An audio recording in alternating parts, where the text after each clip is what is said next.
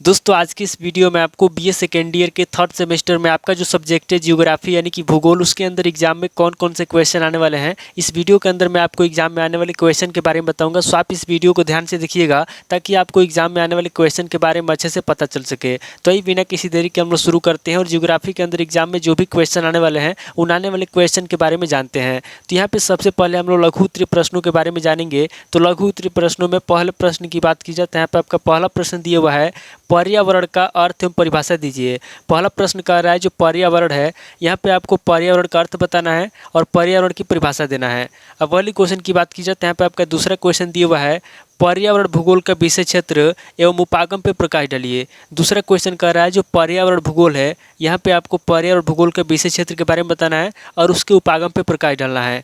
अब अगली क्वेश्चन की बात की जाए तो यहाँ पे आपका तीसरा क्वेश्चन दिया हुआ है, कार्बन चक्र क्या है।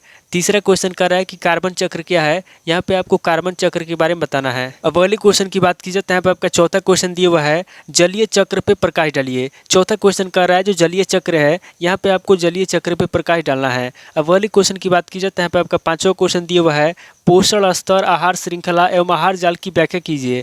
पांचवा क्वेश्चन कर रहा है जो पोषण स्तर है, जो आहार श्रृंखला है और जो आहार जाल है, यहाँ पे आपको पोषण स्तर, आहार श्रृंखला और आहार जाल की व्याख्या करना है। अब अगली क्वेश्चन की बात की जाए तो यहाँ पे आपका छठा क्वेश्चन दिया हुआ है, बायोम का वर्गीकरण समझाइए। छठा क्वेश्चन कर रहा है जो बायोम है, यहाँ पे आपको बायोम का वर्गीकरण करना है, यानी कि बायोम के वर्गीकरण के बारे में आपको बताना है। अब अगली क्वेश्चन की बात की जाए तो यहाँ पे आपका सातवां क्वेश्चन दिया हुआ है, औद्योगिक अपशिष्ट निस्तारण की समस्याएं बताइए। सातवां क्वेश्चन कह रहा है जो औद्योगिक अपशिष्ट निस्तारण है, यहाँ पे आपको औद्योगिक अपशिष्ट निस्तारण की समस्या बताना है। अगले क्वेश्चन की बात की जाए तो यहाँ पे आपका आठवां क्वेश्चन दिया हुआ है, ओजोन अल्पता तथा क्षय का प्रभाव बताइए। आठवां क्वेश्चन कर रहा है जो ओजोन अल्पता है, यहाँ पे आपको ओजोन अल्पता तथा क्षय का प्रभाव बताना है। अब अगले क्वेश्चन की बात की जाए तो यहाँ पे आपका नवा क्वेश्चन दिया हुआ है, प्रदूषण के स्रोत एवं प्रकारों की विवेचना कीजिए। नवा क्वेश्चन कर रहा है जो प्रदूषण है, यहाँ पे आपको प्रदूषण के स्रोत बताना है और उसके प्रकारों की विवेचना करना है। अब अगली क्वेश्चन की बात की जाए तो यहाँ पे आपका 10वां क्वेश्चन दिया हुआ है, सरदार सरोवर परियोजना पे प्रकाश डालिए। 10वां क्वेश्चन कर रहा है जो सरदार सरोवर परियोजना है,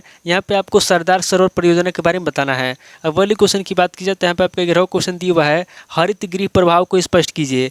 11वां क्वेश्चन कर रहा है जो हरित गृह प्रभाव है, यहाँ पे आपको हरित गृह प्रभाव को स्पष्ट करना है। अब अगली क्वेश्चन की बात की जाए तो यहाँ पे आपका 12वां क्वेश्चन दिया हुआ है, जलवायु परिवर्तन का प्रभाव बताइए। 12वां क्वेश्चन कर रहा है जो जलवायु परिवर्तन है, यहाँ पे आपको जलवायु परिवर्तन का प्रभाव बताना है। अब अगले क्वेश्चन की बात की जाए तो यहाँ पे आपका 13वां क्वेश्चन दिया हुआ है, प्रकोप जोखिम की परिभाषा में परिणाम बताइए। 13वां क्वेश्चन कर रहा है जो प्रकोप जोखिम है, यहाँ पे आपको प्रकोप जोखिम की परिभाषा बताना है और उसका परिणाम बताना है। अब अगले क्वेश्चन की बात की जाए तो यहाँ पे आपका 14वां क्वेश्चन दिया हुआ है, पार्थिव प्रकोप एवं आपदाएं क्या है। 14वां क्वेश्चन कर रहा है कि पार्थिव प्रकोप क्या है और आपदा क्या है, यहाँ पे आपको पार्थिव प्रकोप एवं आपदा के बारे में बताना है। अब अगले क्वेश्चन की बात की जाए तो यहाँ पे आपका 15वां क्वेश्चन दिया हुआ है, बाढ़ आपदा के कारणों, प्रभाव एवं रोकथाम के उपायों की विवेचना कीजिए। 15वां क्वेश्चन कह रहा है जो बाढ़ आपदा है, यहाँ पे आपको सबसे पहले बाढ़ आपदा के कारण बताना है, उसका प्रभाव बताना है और उसके रोकथाम के उपायों की विवेचना करना है। अब अगले क्वेश्चन की बात की जाए तो यहाँ पे आपका 16वां क्वेश्चन दिया हुआ है, भारत में सूखे के प्रभाव की विवेचना कीजिए। 16वां क्वेश्चन कह रहा है जो सूखा है उसका जो प्रभाव है, यहाँ पे आपको भारत में सूखे के प्रभाव की विवेचना करना है। तो टोटल आपके 16 क्वेश्चन हो गए जो आपसे लघु उत्तरीय प्रश्न में पूछे जाएंगे। अब आगे हम लोग दीर्घ उत्तरीय प्रश्नों के बारे में जानेंगे। तो यहाँ पे दीर्घ उत्तरीय प्रश्नों में पहले प्रश्न की बात की जाए तो यहाँ पे आपका पहला प्रश्न दिया हुआ है, पर्यावरण अवबोध की संकल्पना की विवेचना कीजिए। पहला प्रश्न कह रहा है जो पर्यावरण अवबोध है, यहाँ पे आपको पर्यावरण अवबोध की संकल्पना के बारे में बताना है और संकल्पना की विवेचना करना है। अब अगले क्वेश्चन की बात की जाए तो यहाँ पे आपका दूसरा क्वेश्चन दिया हुआ है, आहार श्रृंखला क्या है, यह किस प्रकार ऊर्जा प्रवाह में सहायक है। दूसरा क्वेश्चन कह रहा है कि आहार श्रृंखला क्या है, यहाँ पे आपको आहार श्रृंखला के बारे में बताना है, उसके बाद आगे आपको बताना है कि किस प्रकार ऊर्जा प्रवाह में सहायक है। अब अगले क्वेश्चन की बात की जाए तो यहाँ पे आपका तीसरा क्वेश्चन दिया हुआ है, जैव समूह यानी कि बायोमास के वर्गीकरण एवं विशेषताओं का विवेचन कीजिए। तीसरा क्वेश्चन कह रहा है जो जैव समूह है यानी कि जो बायोमास है, यहाँ पे आपको बायोमास के वर्गीकरण के बारे में बताना है और उसकी विशेषताओं का विवेचन करना है। अब अगले क्वेश्चन की बात की जाए तो यहाँ पे आपका चौथा क्वेश्चन दिया हुआ है, वनोन्मूलन से आप क्या समझते हैं, वनोन्मूलन के कारण बताइए।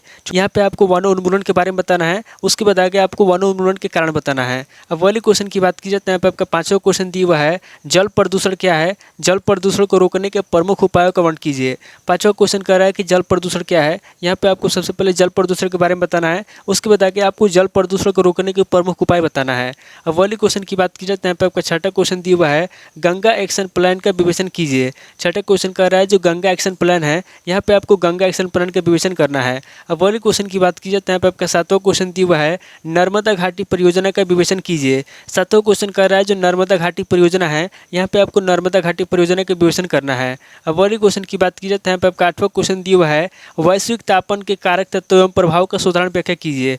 आठवां क्वेश्चन कह रहा है जो वैश्विक तापन है उसके जो कारक हैं, यहाँ पे आपको वैश्विक तापन के कारक तत्वों के बारे में बताना है और उसके प्रभाव का साधारण व्याख्या करना है। अब वाली क्वेश्चन की बात की जाए तो यहाँ पे आपका नौ क्वेश्चन दिया हुआ है, वैश्विक जलवायु परिवर्तन के कारणों एवं साक्ष्यों की विवेचना कीजिए।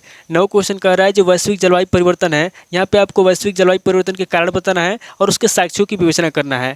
अब वाली क्वेश्चन की बात की जाए तो यहाँ पे आपका 10वां क्वेश्चन दिया हुआ है, भारत में जलवायु परिवर्तन पर राष्ट्रीय कार्य योजना से आप क्या समझते हैं, स्पष्ट कीजिए। 10वां क्वेश्चन कह रहा है जो राष्ट्रीय कार्य योजना है, यहाँ पे आपको भारत में जलवायु परिवर्तन पर राष्ट्रीय कार्य योजना के बारे में बताना है और उसको स्पष्ट करना है। अब वाली क्वेश्चन की बात की जाए तो यहाँ पे आपका 11वां क्वेश्चन दिया हुआ है, प्राकृतिक आपदा पर संक्षिप्त टिप्पणी लिखिए। 11वां क्वेश्चन कह रहा है जो प्राकृतिक आपदा है, यहाँ पे आपको प्राकृतिक आपदा पर संक्षिप्त टिप्पणी लिखना है। अब वाली क्वेश्चन की बात की जाए तो यहाँ पे आपका 12वां क्वेश्चन दिया हुआ है, आपदाओं के शांति समान एवं प्रबंध का वर्णन कीजिए।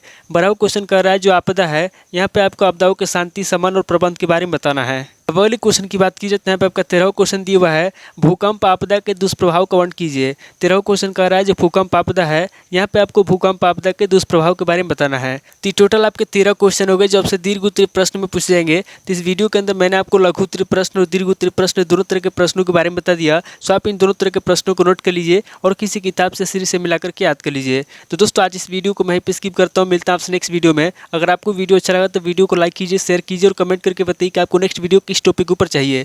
थैंक यू दोस्तों।